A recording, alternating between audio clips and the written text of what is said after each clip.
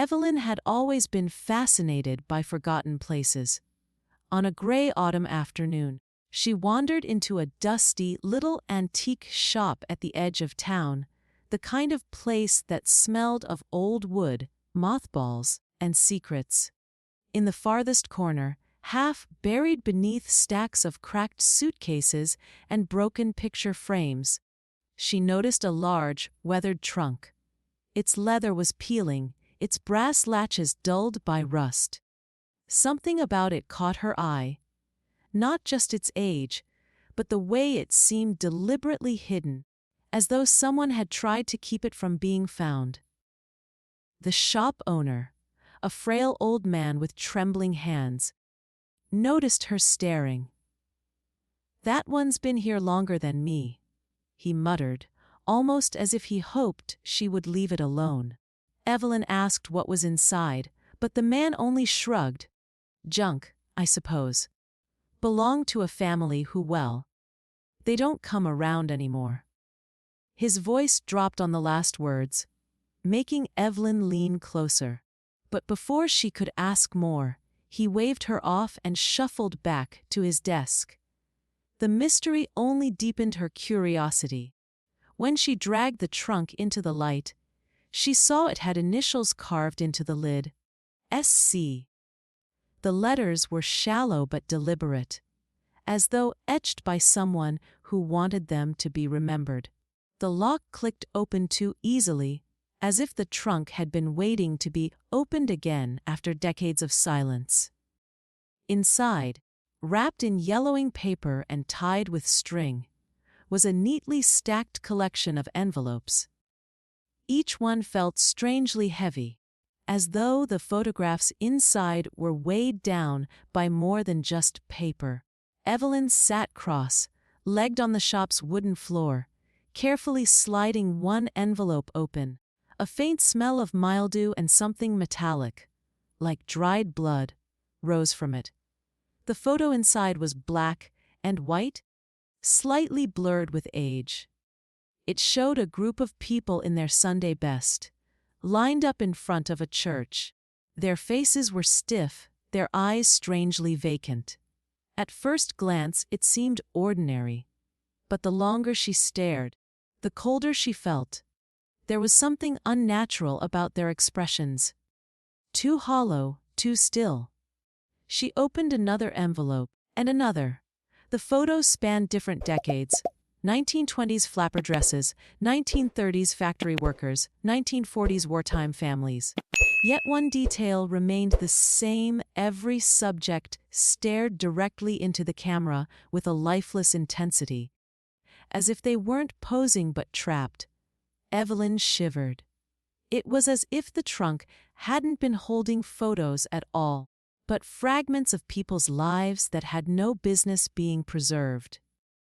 She closed the lid, heart racing, realizing she had stumbled onto something far stranger than just forgotten memories. Back in her small apartment, Evelyn spread the photos across her desk, trying to organize them by decade. At first, the images seemed harmless, strange. Yes, but still just old photographs. Yet the longer she studied them, the more she began to notice unsettling details she hadn't seen before. In one picture of a family picnic, there was a figure in the distance, blurry, almost transparent, standing perfectly still beneath a tree. In another, a wedding portrait. A pale hand appeared gripping the bride's shoulder, though no one stood behind her. Each discovery made Evelyn's pulse quicken, as though the photos were hiding things meant to be overlooked. The most disturbing images were the ones taken indoors. In a photo of a classroom, rows of children smiled stiffly at the camera, but in the far corner, behind the last desk, a face peeked out from the shadows, half visible, its eyes wide and unblinking. In a living room scene from the 1940s, a family posed beside their fireplace, but a reflection in the mirror showed one extra person who wasn't in the room. These weren't camera errors or damage from age. They were too precise, too deliberate. Evelyn pulled out a magnifying glass, her curiosity pushing her past her unease. That's when she noticed another terrifying pattern.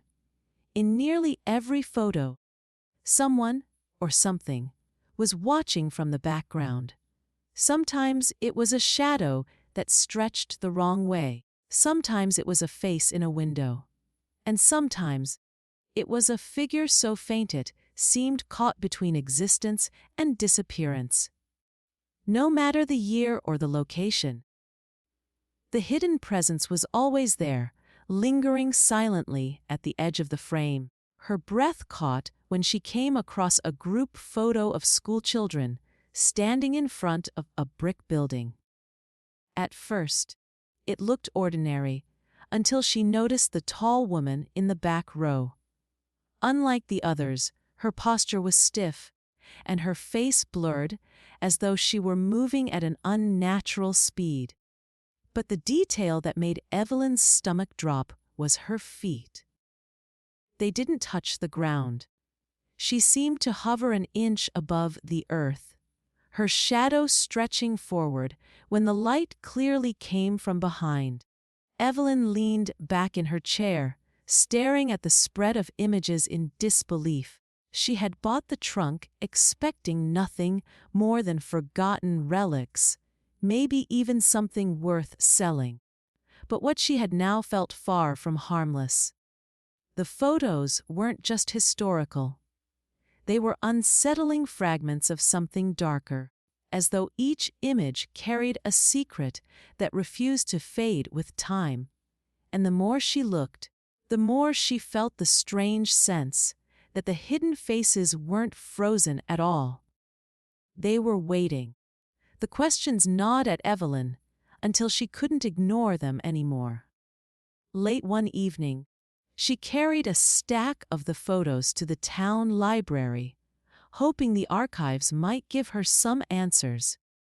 The building itself was nearly deserted, its tall windows rattling from the autumn wind. She claimed a corner table under a flickering lamp and began pulling dusty newspapers and microfilm records. At first, she thought it would take days, maybe weeks, to uncover anything. But to her horror, the answers came too quickly. The first name she researched was written neatly on the back of a photograph. A smiling young woman in a 1920s dress. Evelyn typed the name into the town's digital archives and froze when the headline appeared. Local woman mysteriously vanishes after Sunday picnic, 1923. The article described her as bright and full of life, last seen the same day the photograph had been taken. No body was ever found. Evelyn felt her throat tighten as she reached for the next envelope. Every photo she checked told the same chilling story. A boy in knickerbockers, missing after school in 1931. A couple posing in front of their car, disappeared without a trace, 1937. A family of 4 in their living room, last seen alive in 1944, presumed dead. The pattern was unmistakable. These weren't just random snapshots, they were evidence of people who had been erased from the world. What terrified her most was that the disappearances lined up almost exactly with the dates the photographs seemed to have been taken. By the 4th hour of research, Evelyn's hands were trembling so badly she could barely turn the pages. The images of the missing people swam in her mind, their blank, lifeless eyes staring as though they knew what was coming for them. Each article repeated the same haunting phrase. No signs of struggle, no clues left behind. It was as if the victims had simply stepped out of their lives and never returned. But the photos proved otherwise. They hadn't vanished. They had been captured, frozen in time by some unseen hand. The deeper she dug, the heavier the room seemed to feel. The flickering lamp overhead buzzed faintly. and Evelyn kept glancing at the shadows between the library shelves, half expecting to see one of the blurred figures from the photographs watching her. She stacked the newspapers, her chest tight with dread, realizing the truth was far more sinister than she had imagined. These weren't just old photos. They were records of disappearance, each one sealing the fate of those unfortunate enough to be caught in front of the lens. It was only after hours of studying the photographs that Evelyn noticed the faint markings on the back. At first, she thought they were stains from age, faded smudges of red ink. But under the library's dim light, she traced her fingers across the paper and realized it wasn't random. Each photo carried the same tiny spiral, drawn carefully in a shaky hand. The spirals weren't identical, but they carried the same design, the same eerie sense of purpose, as though the person who marked them wanted to leave behind a signature. Evelyn's stomach turned at the thought. Someone had intentionally branded every single photograph. Driven by morbid curiosity, she asked the librarian about the symbol. The old woman hesitated before answering, her eyes narrowing. "That mark, I've seen it before," she whispered. She disappeared into the stacks and returned with an old leather-bound book on local history. Inside, tucked between yellowed pages, was a grainy photograph of a man in a long coat, his face shadowed by a wide, brimmed hat. Beneath it, the caption read, "Silas Crane, photographer, 1898–1952. The spiral appeared beneath his name, sketched like a family crest. Evelyn felt a cold shiver run down her spine. According to the book, Silas Crane was no ordinary photographer. He was described as a recluse who lived on the outskirts of town, rarely seen in public, but often hired to capture weddings, portraits, and family gatherings. Locals whispered that his pictures always felt different. Not lifelike, but lifeless, as if his subjects had been drained of something essential. Rumors spread that he dabbled in rituals, using his camera as more than a tool for art. No one could ever prove it, but families began to avoid him after too many people who sat for his portraits vanished soon after. The book mentioned that Silas's studio mysteriously burned to the ground one winter night in 1952. No body was ever recovered, though some claimed they saw him wandering near the ruins long after. Others insisted the fire wasn't an accident, that it was a desperate attempt to destroy something inside. Evelyn turned the pages slowly, her heart pounding, until she came across a chilling entry. A newspaper clipping describing how investigators found hundreds of partially burned photographs in the ashes, each bearing the spiral mark.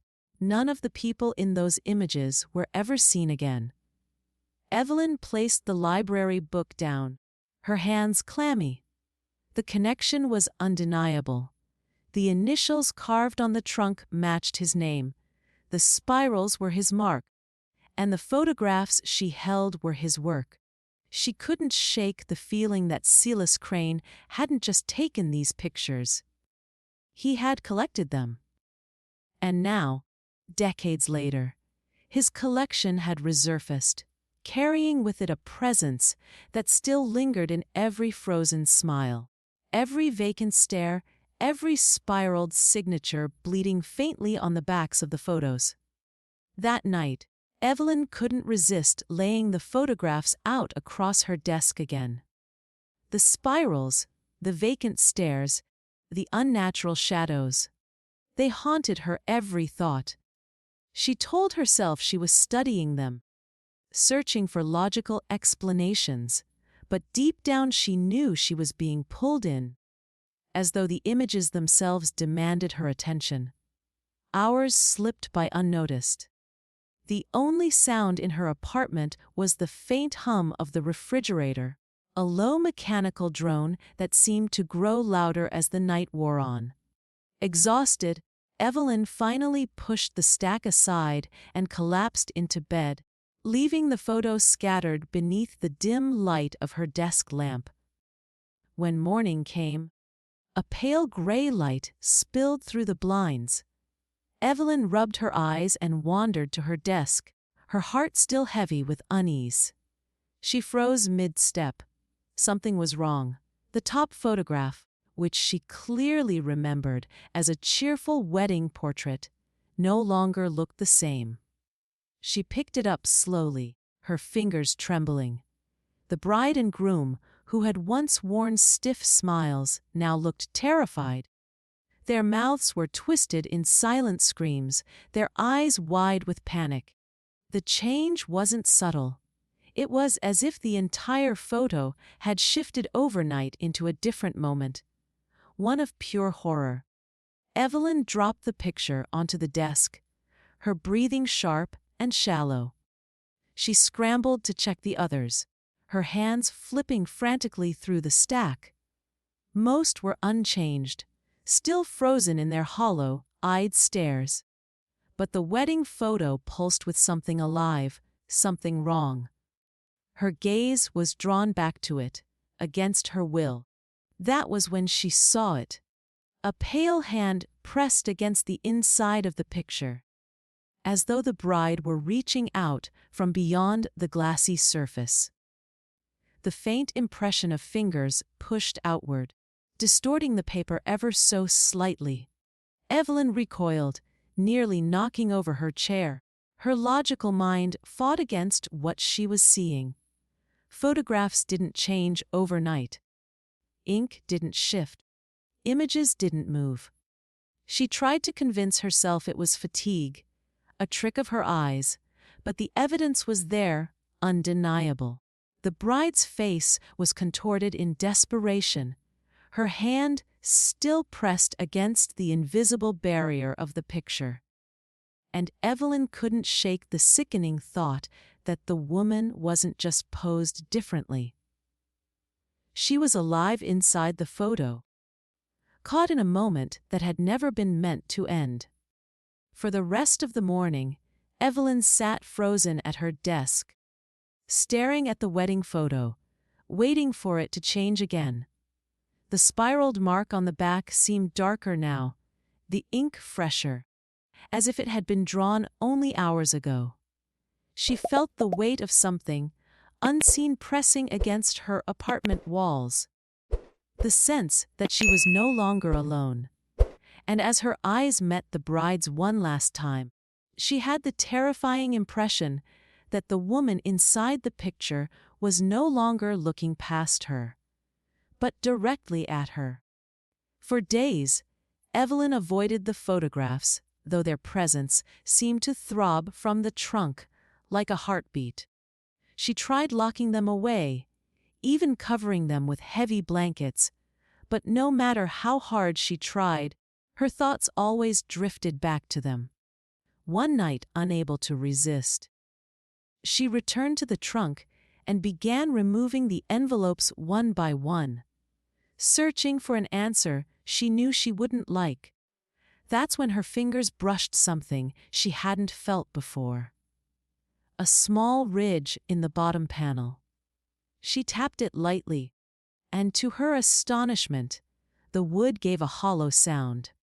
There was a compartment she hadn't noticed. Her breath quickened as she pried the panel loose with shaking hands. Beneath it lay a single envelope, thicker than the rest, sealed shut with a wax stamp that had long since cracked. Unlike the others, it wasn't numbered. Instead, in faded black ink, 3 words stretched across the fronty, "Do noto pn." Evelyn's pulse thundered in her ears. She turned the envelope over, half expecting to see the spiral mark, but there was none.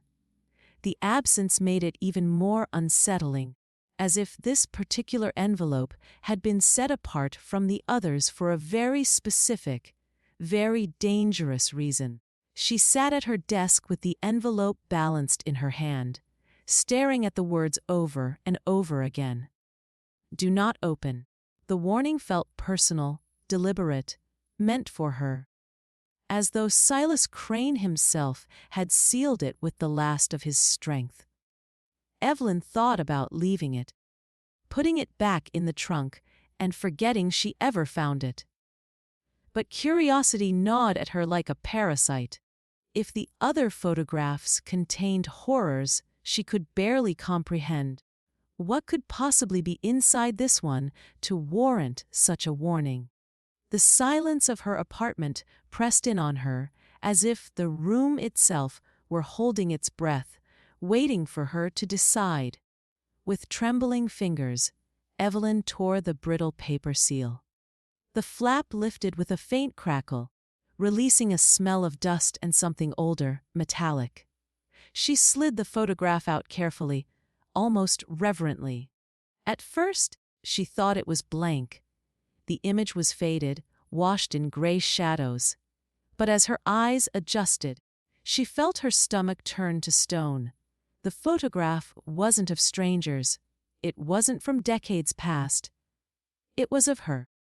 Evelyn sat frozen, staring at her own reflection on the glossy paper. Sitting at her desk, the same desk she sat at now, with the same faint lamp glow illuminating her face. Her mouth went dry. The image captured her in perfect detail. The way her hair fell across her cheek, the slight curve of her shoulders. But the expression was wrong. The Evelyn in the photograph looked shocked, horrified, as though she had just realized something terrible. She flipped the photo over with a shaking hand, praying for it to be blank. Instead, there it was, the spiral, freshly inked, darker than ever before. Her breath hitched as one chilling thought consumed her. This photograph hadn't been taken in the past. It had been taken now. Evelyn barely slept after finding the photograph of herself. Every creak in the apartment, every shifting shadow seemed charged with menace.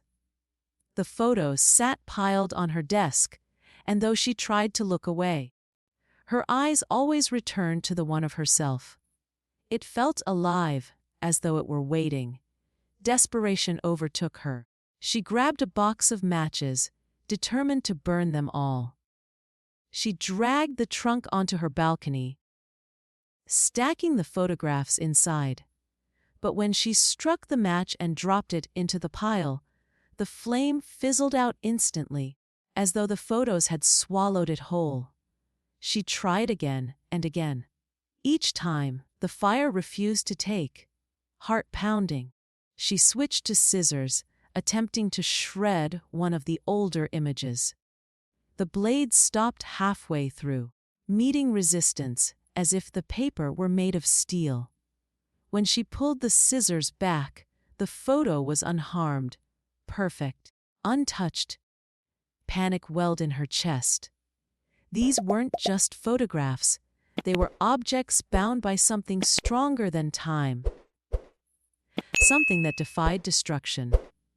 The more she tried to fight them, the more she felt their presence pressing in, suffocating her.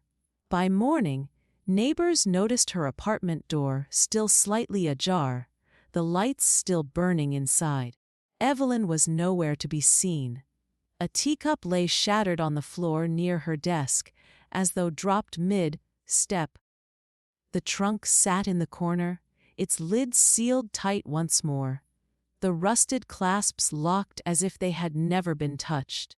On her desk, the photographs were gone, every last one of them. The only sign she had ever been, there was the faint smell of smoke lingering in the air, and the overturned chair lying on its side. When the police finally arrived, they searched every inch of the apartment. No fingerprints but hers, no sign of forced entry, no trail to follow. The official report listed her as missing without evidence of foul play. But the officers lingered longer than necessary. their eyes often drifting back to the trunk. None of them dared open it, though its presence filled the room like an unspoken threat. In the end, they logged it as personal belongings and left it untouched, dust gathering over its lid once more. Weeks later, a new tenant moved into the apartment. While unpacking, she discovered the trunk sitting silently in the corner. Curiosity overcame hesitation, and she pulled it into the light. This time, the stack inside contained not 100 photographs, but 101. The last photo was of Evelyn, seated at her desk, her eyes vacant and glassy, staring straight into the camera with the same lifeless gaze as all the others. And so, the trunk sits quietly once again, waiting. The photographs inside, untouched by time, hold faces that should never have been captured. Faces that stare back at anyone daring enough to look too closely. Evelyn's photo is only the latest among them. The real question is, how many more envelopes remain hidden, waiting to be opened? And if you ever stumble across a forgotten trunk at some dusty estate sale, ask yourself, will you dare to lift the lid? Because some pictures don't just capture moments, they capture souls.